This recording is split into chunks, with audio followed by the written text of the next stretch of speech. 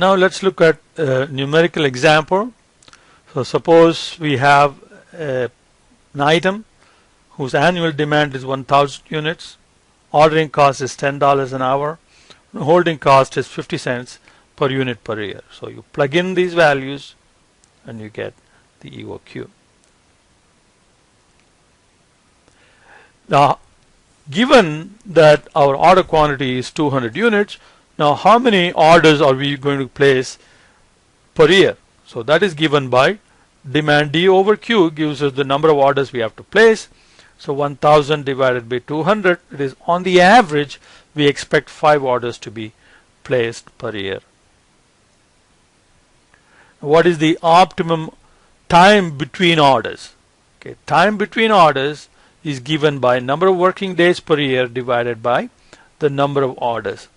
So if there are 250 days in a year, so you have to place 5 orders over a year. So 250 divided by 5 will give you 50 days between orders.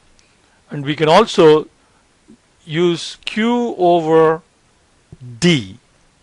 So 200 over 1000. So that will give you 1 over 5. Okay. And then you multiply by the number of days per year. So Q over D will also give you the time between orders, and you have to adjust for the unit. So Q over uppercase D will give you the time between orders in number of years. So it will be 1/5 of an year. And then you multiply by the number of days per year, then you get that value in number of days. So Q over D is the time between orders.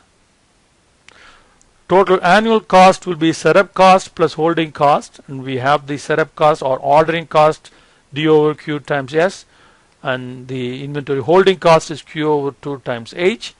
You plug in the values and then you see that these two are equal. So the setup cost or ordering cost and carrying cost or holding cost, okay, they are equal. EOQ is based on these two being equal. Now, if you had to round Q a little bit, then these two may not be exactly equal. There may be a slight difference. So you should be aware of that. So if you had to round Q, then these two costs may not be exactly equal, but it should still be very, very close. Now, the EOQ model is said to be a robust model. A robust model is one that gives you very good answers even if some of the assumptions are not true. And you would see, if you go back to the cost curve that we saw earlier, you'll see that the quantity where the minimum cost occurs, the curve is kind of flat. And therefore, even if the assumption is not true and we end up with a EOQ that is not correct, you'll still be very close to the total cost. That's what robustness means.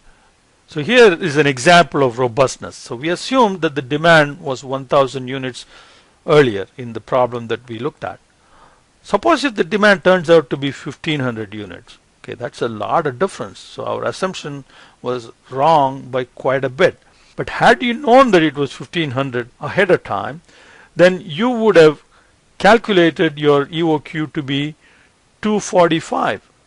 And that turns out the minimum cost then turns out to be 122.47, slightly smaller, but still in the ballpark.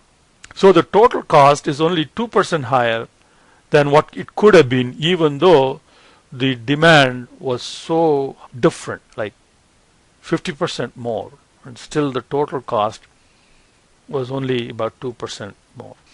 Now, reorder point under these conditions, when the demand is constant and the lead time is constant, is D times L. So multiply the demand rate. So now here we are using lowercase d, and the lowercase d is the demand rate per period. So if it is number of days, if the lead time is given in days, then D will be demand per day. The lead time is in weeks, then D will be demand per week. So you take the annual demand and convert it into per period demand and multiply by L, so that will give you your reorder point. Under the condition that the demand is constant, lead time is constant. So here is how the reorder point curve will look like. So you have the lead time, and the demand, so you go here and that would be your reorder point. So an example of reorder point, suppose we have 8,000 units per year and 250 working days per year, and the lead time is 3 days, and it may take 4 days. Okay, so 800 over 250 gives you the demand per day. So we have lowercase d per day. If it is 3 days, then 32 times 3 is 96 units. If it is 4 days, it's 128 units for reorder point. So note that reorder point is also a quantity. So you're looking at the inventory on hand. When the inventory on hand reaches a particular level in number of units, that's when you place the next order.